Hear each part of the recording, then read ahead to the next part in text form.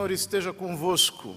Está no meio de nós. Proclamação do Evangelho de Jesus Cristo segundo Mateus. Glória a vós, Senhor. Naquele tempo, Jesus foi à região de Cesareia de Filipe e ali perguntou aos seus discípulos: quem dizem os homens ser o Filho do Homem?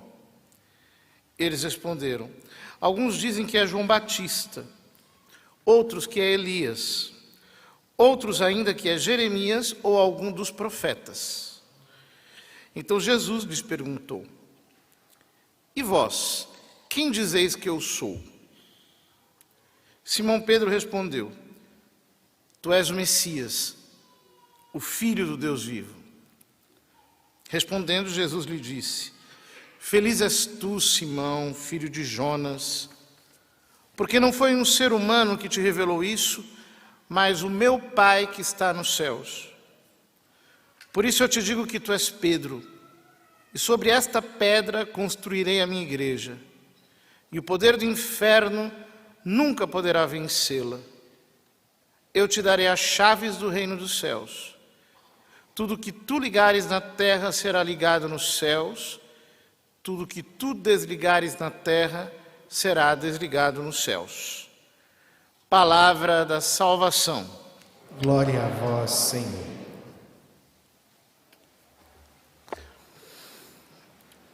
Podem se sentar, queridos irmãos e irmãs.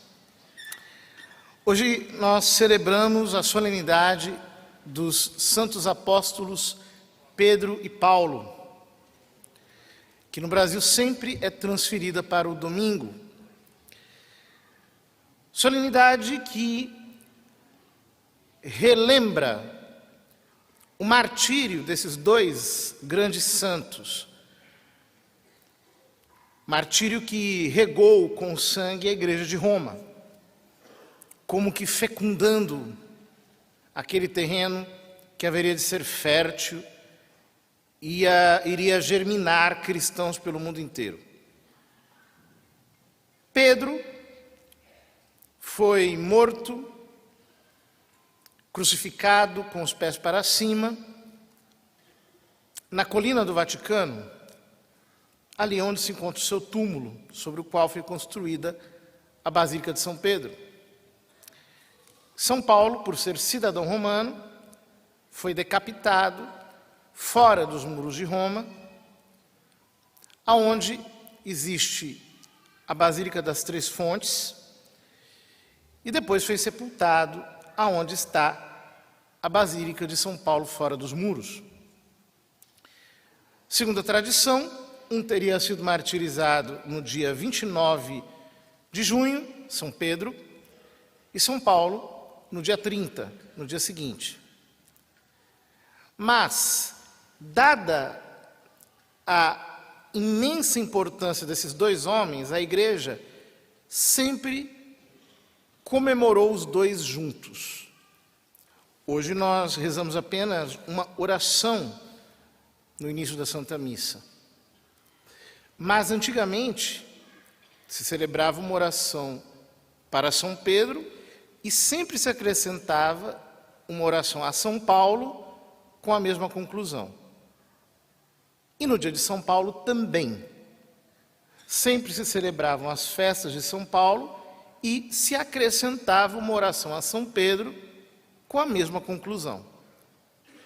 Para dizer que esses dois homens, esses dois apóstolos de Jesus Cristo, formam como que uma unidade, na qual todos nós, católicos, estamos, por assim dizer, encadeados.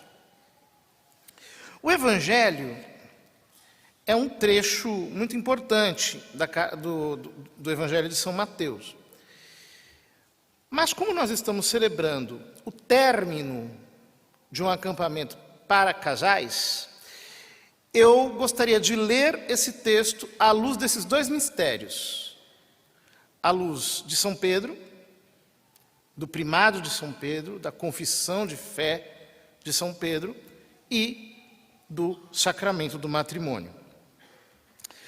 Diz-nos São Mateus: naquele tempo Jesus foi à região de Cesareia de Filipe. Cesareia era uma cidade dedicada a César. Por isso tinha esse nome. Portanto, o relato que vem abaixo tem a ver com o fato de que agora nós estaremos falando de um outro tipo de autoridade, de outro tipo de império que se levanta, que não é mais construído apenas pelos homens, não é um império romano político, é algo superior que irá suplantá-lo. Aqui nós já temos como que uma pequena insinuação acerca da igreja de Roma. E ali, em Cesareia, Jesus perguntou aos seus discípulos: quem dizem os homens ser o Filho do Homem? São Marcos resume a pergunta e diz: quem dizem os homens que eu sou?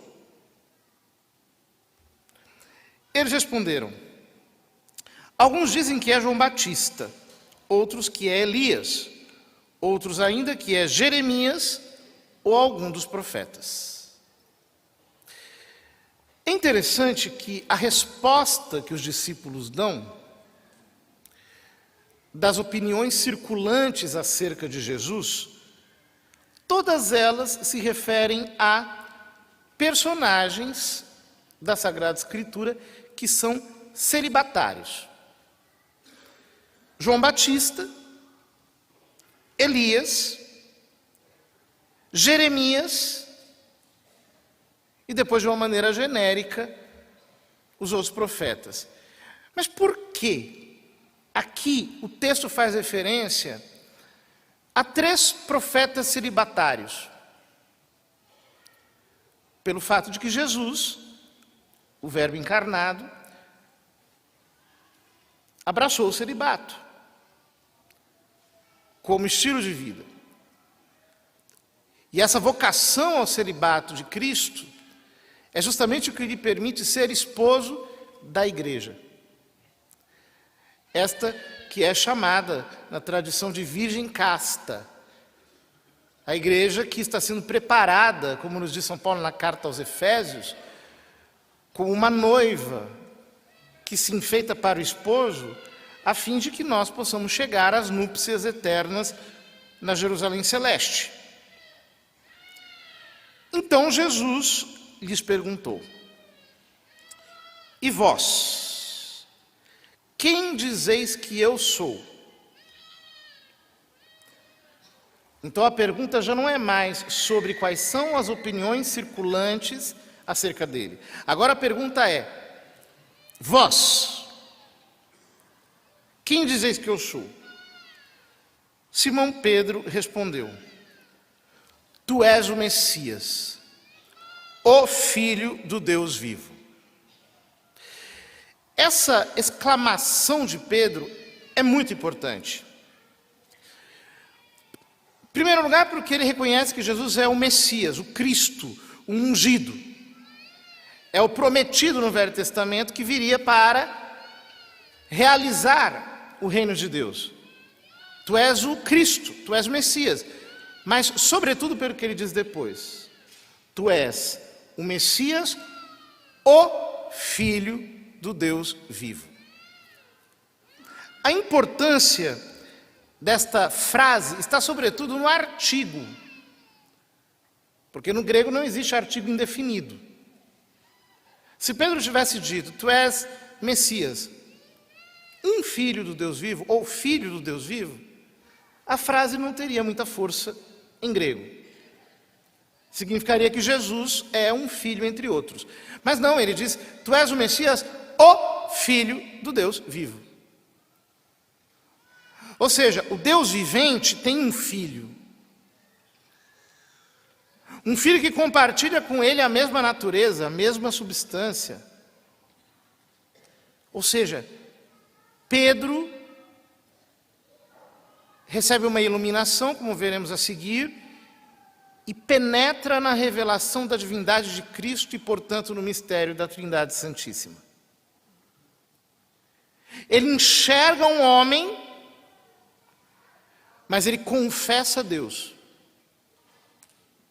Ele vê um ser humano de 1,78 m de altura, mais ou menos, com um porte esbelto, com a cor um pouco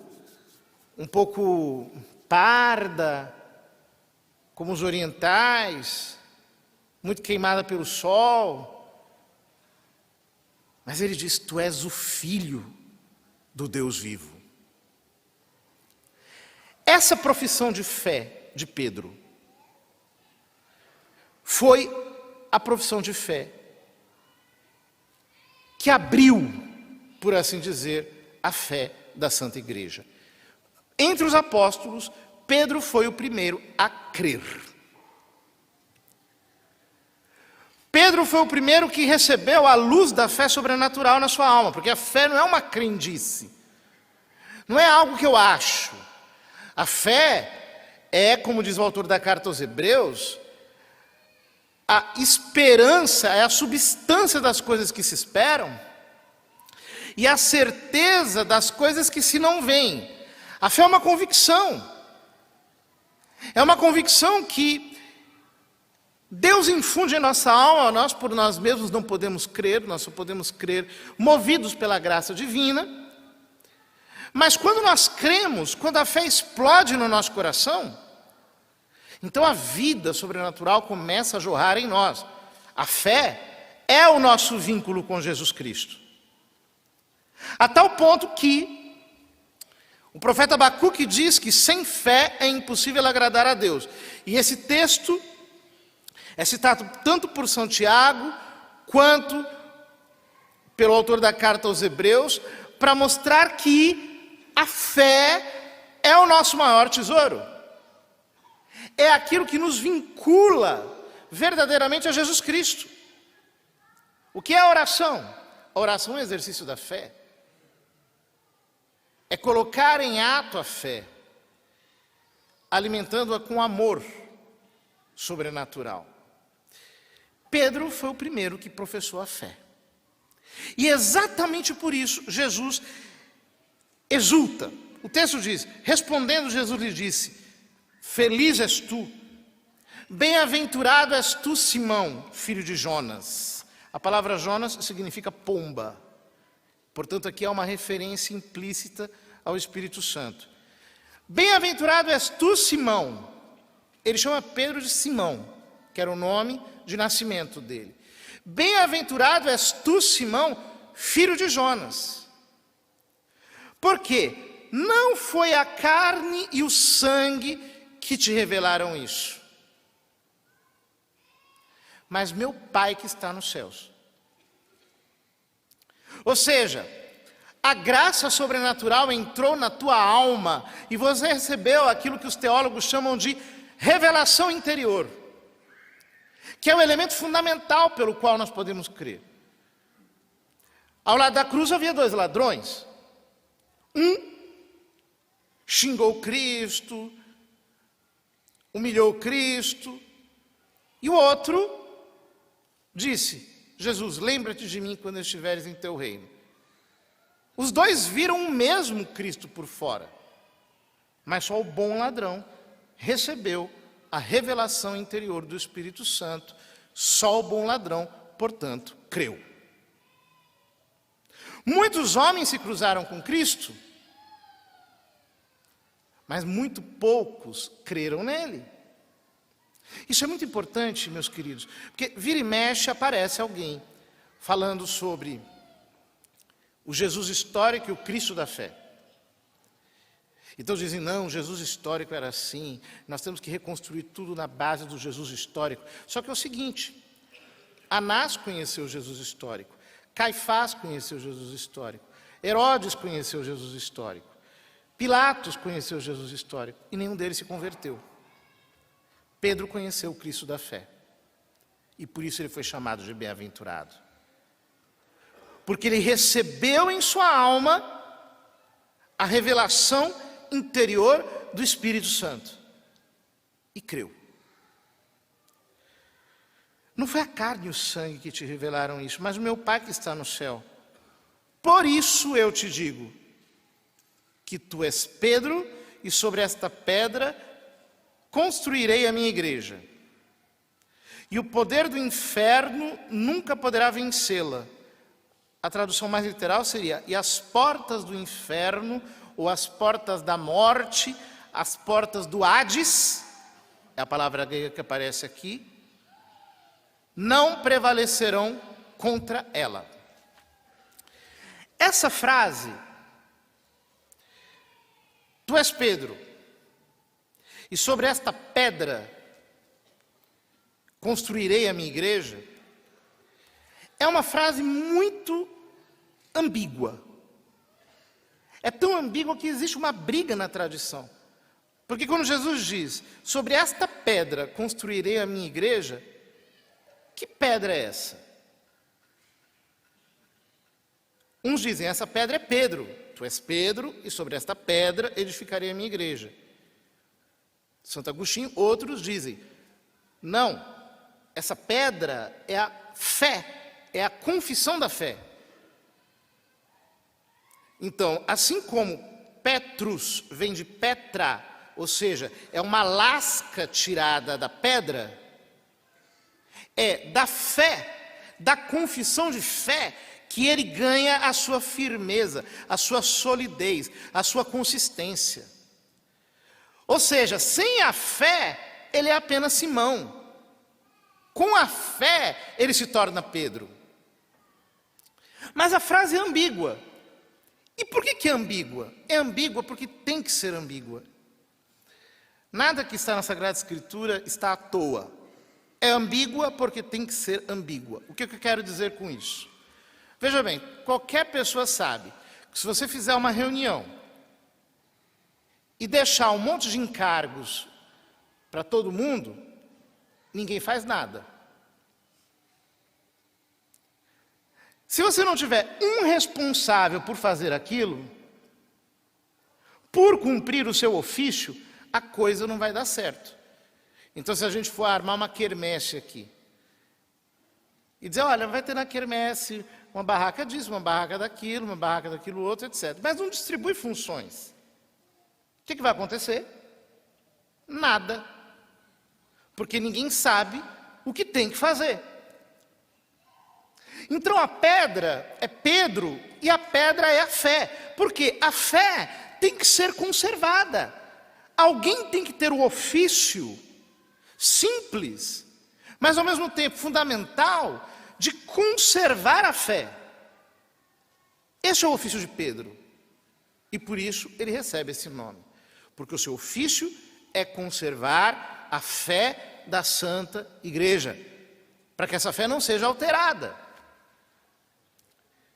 Então vejam, o ofício de Pedro, que se prolonga nos seus sucessores, os bispos de Roma, não é ser engraçadinho, não é ser simpático, não é ser uma pessoa amável, adorável com os outros, não é pegar bem para os jornais, para a mídia, não. O ofício dele é conservar a fé. Assim como um pedreiro faz muros, um encanador conserta os canos de uma casa, um marceneiro trabalha com móveis em madeira.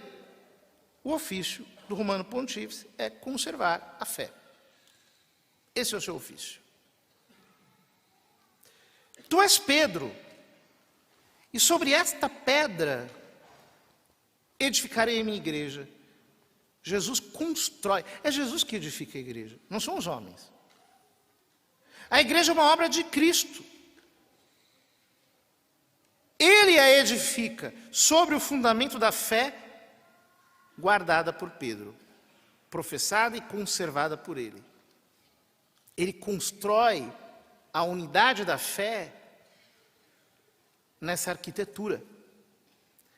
E, mantendo-se as portas do Hades, da morte, não prevalecerão contra ela.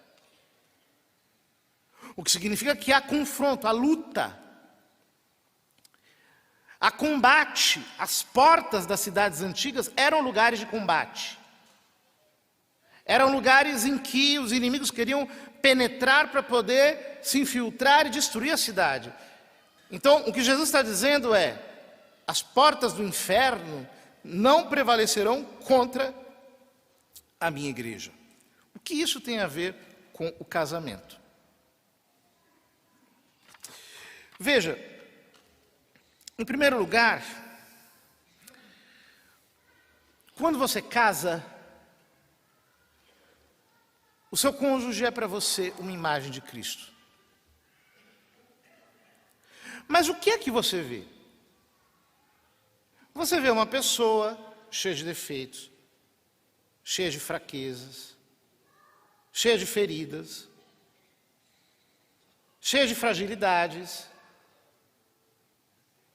Mas você tem que olhar para ela e reconhecer naquela pessoa Cristo.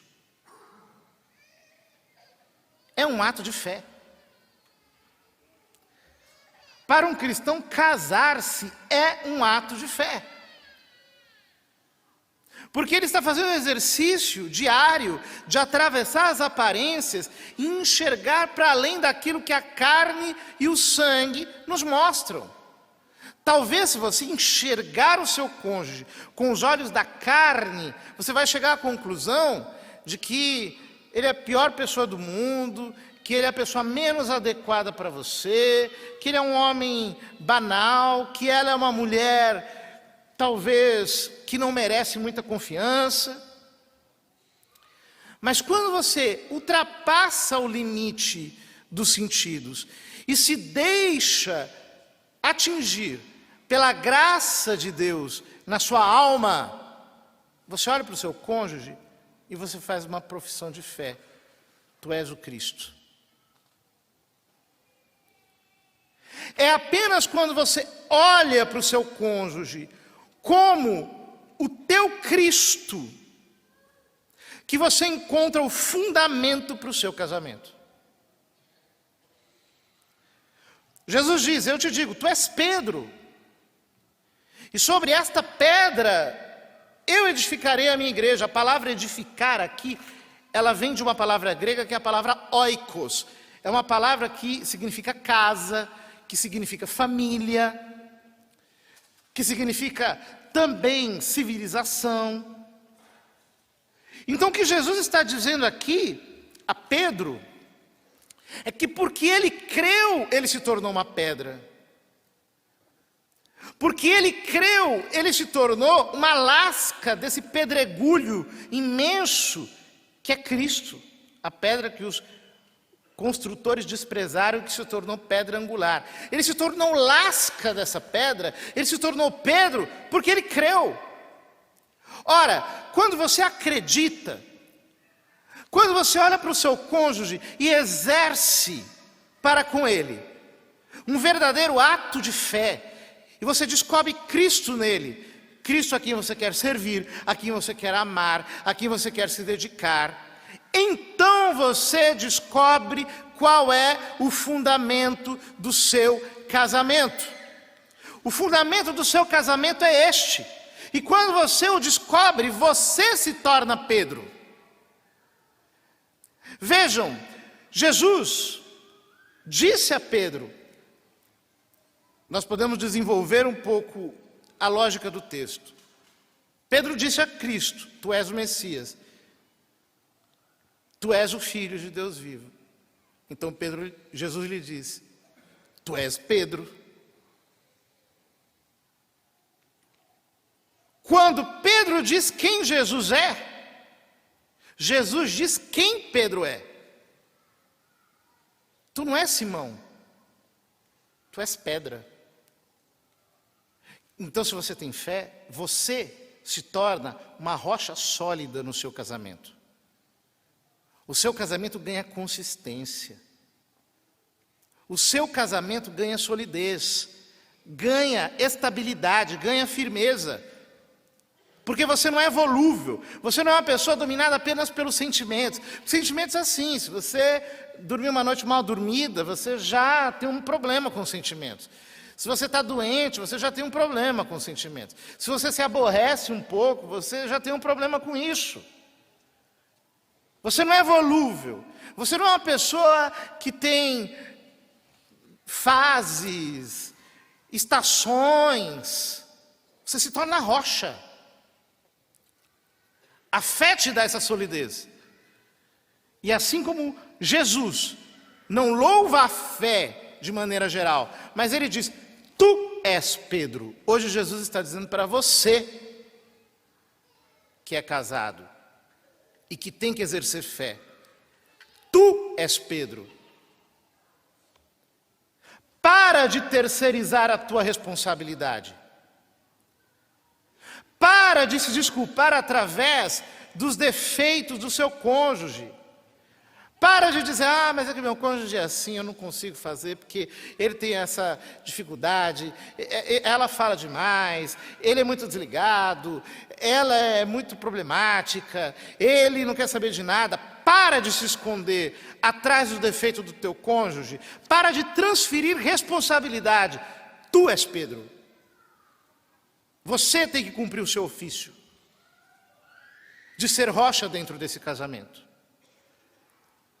Você tem que cumprir o teu ofício de dar solidez. Como rocha, você não pode chegar para o seu cônjuge na primeira briga e dizer assim, vamos separar? Essa palavra não devia ser pronunciada numa casa cristã. Esta palavra deveria ser numa casa cristã censurada como um pecado. Por quê? Você é chamado a ser rocha. Você não é chamado a ser areia movediça.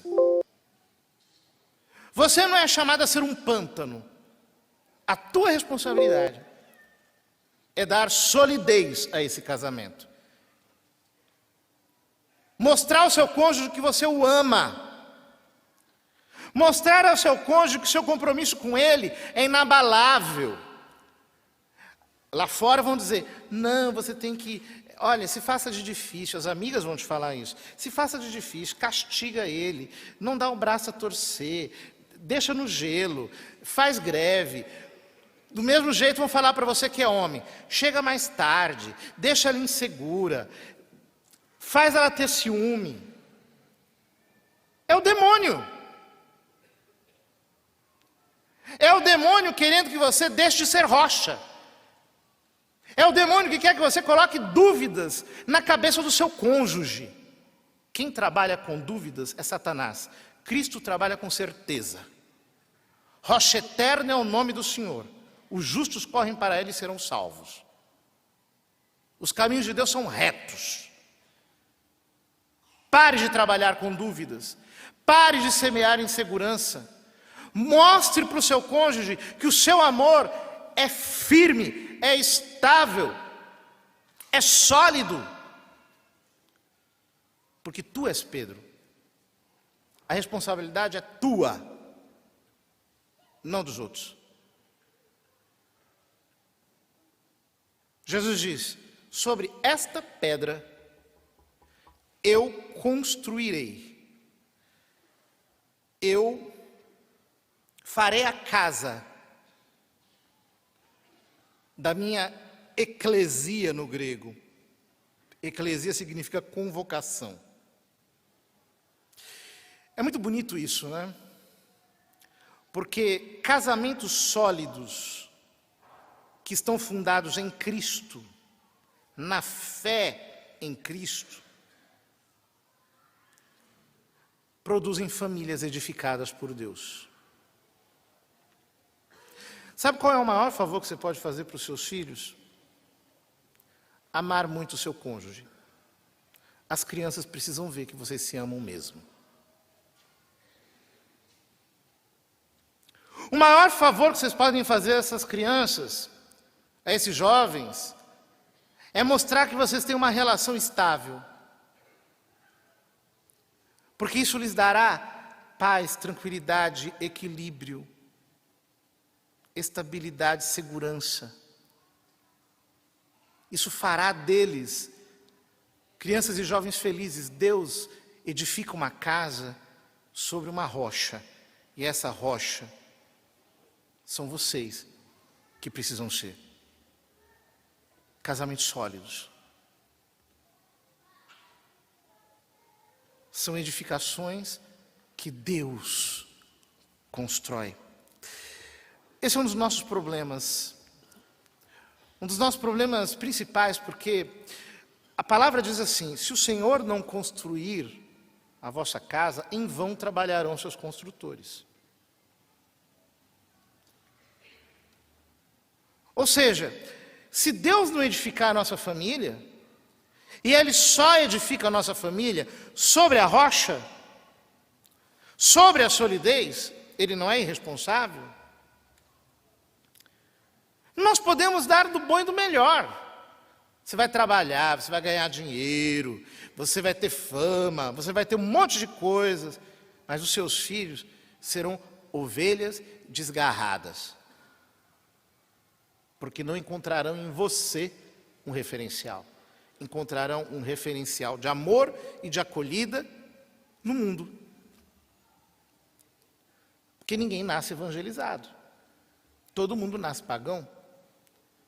E a gente só se converte depois de muito tempo, quando acontece o nosso encontro pessoal com Cristo. Mas esse encontro pessoal com Cristo só será possível dentro de uma família se os cônjuges forem profundos servos de Deus que enxergam Cristo um no outro. É nessa solidez que o Senhor edifica a casa. Só que, quando essa casa está bem edificada pelo Senhor, quando o Senhor constrói essa casa bem sólida, Ele diz: as portas do inferno não prevalecerão contra ela. As portas da morte. Se você tem um casamento sólido e uma família estruturada por Deus, pode vir ideologia do diabo, pode vir drogas, pode vir imoralidade, pode vir o que for, não vai prevalecer. Não entra dentro da sua casa, não entra, não prevalece, não consegue se estabelecer. Por quê? Porque foi o Senhor que construiu a casa. Se o Senhor não construiu a nossa casa, em vão trabalharão seus construtores. Se o Senhor não vigiar nossa cidade, em vão vigiarão os sentinelas. É Ele que vigia, é Ele que guarda, é Ele que luta. Não tem demônio que entre numa casa banhada no sangue de Cristo. Não tem espírito maligno que suporte a casa que é uma igreja. Porque ali todos têm intimidade com Deus, ali todos oram, todos conhecem a Deus, todos estão interessados em servir a Deus. Não adianta, o diabo não aguenta ficar ali. Quando o Senhor edifica a nossa casa, as portas do inferno não prevalecem contra ela. Então, você pode me dizer, isso tudo é tão difícil? Hoje em dia se fala tanto de sociedade líquida. O Zygmunt Baumer, sociólogo, fala muito sobre isso, né? Jesus está falando aqui de uma sociedade sólida, não líquida. Mas em tempos de liquefação, como é que nós podemos construir casas sólidas? Nós não temos força. Sim, mas você não está sozinho. A primeira leitura diz que a igreja orava incessantemente por Pedro. E a igreja ora incessantemente por vocês. Vocês sabem quantas milhares de missas se celebram por dia no mundo? Você católico, você batizado, você está dentro da comunhão dos santos. Então, em cada santa missa que se celebra na face da terra, em cada oração do ofício divino rezada por todos os monges do mundo, em cada oração privada que todos os fiéis fazem, vocês não estão sozinhos, vocês estão respaldados. há uma igreja que ora por vocês. Há uma igreja que é de fato a muralha que está em torno de todos vocês. Hoje nós celebramos a festa do martírio de São Pedro. Conta uma lenda que Pedro ia fugindo de Roma, quando, parado numa estrada, ele viu Cristo passando, carregando a cruz por ele. Então ele disse a Cristo: Quo vadis, Domine? Aonde vai, Senhor? Cristo ia na direção de Roma. Ele respondeu: eu vou a Roma morrer em teu lugar de novo. Então Pedro acordou e entendeu que ele tinha que abraçar o martírio. São Paulo, na segunda leitura, fala isso. Combati o bom combate, completei a corrida, guardei a fé. Agora está reservada para mim a coroa da justiça, que o Senhor, justo juiz, me dará naquele dia. Aproxima-se o momento da minha partida. Já estou para ser derramado em sacrifício. Ou seja, casamento é martírio também. Eu tenho que morrer um pouquinho todo dia. Eu tenho que me sacrificar, eu tenho que deixar a minha vontade de lado. Tem muita gente que foge, prefere fugir. E hoje, não precisa sair para fugir, você pode fugir dentro de casa. Quanta gente que se enfia em jogos, que se enfia em séries de televisão, que se enfia no celular e que está fugindo, como Pedro tentou fugir de Roma. Não fuja do seu cônjuge. Às vezes é difícil, às vezes é complicado, mas é martírio. Você também tem que ser colocado com os pés para cima, porque o casamento faz isso com a pessoa, vira a pessoa de ponta cabeça. Você entra no casamento de um jeito e sai completamente mudado. O casamento é um martírio. Você morre e se reinventa. Está muito enganado quem pensa que o casamento é uma coisa fácil. Agora há pouco eu até postei no Instagram que cada vez que eu prego para casais, eu saio mais agradecido a Deus pelo dom do celibato. Graças a Deus. Porque não é fácil. Não é fácil. Casamento requer sacrifício, espírito de sacrifício. Mas esta nossa geração, egoísta, toda baseada em sentimentos, completamente vendida ao seu próprio ego, não quer saber se sacrificar por ninguém. É por isso que tudo está indo por água abaixo. Hoje, no martírio de São Pedro e São Paulo, vamos fazer esse propósito, não vamos fugir de Roma. Vamos combater o bom combate, conservar a carreira e guardar a fé. E se assim formos, e se assim perseverarmos, o Senhor nos dará essa coroa da justiça, que é tudo aquilo que nós precisamos. A coroa daqueles que combateram pelo seu casamento e que venceram. Aqueles que se tornaram rocha sobre a qual o Senhor construiu. Aqueles sobre os quais as portas do inferno não prevaleceram.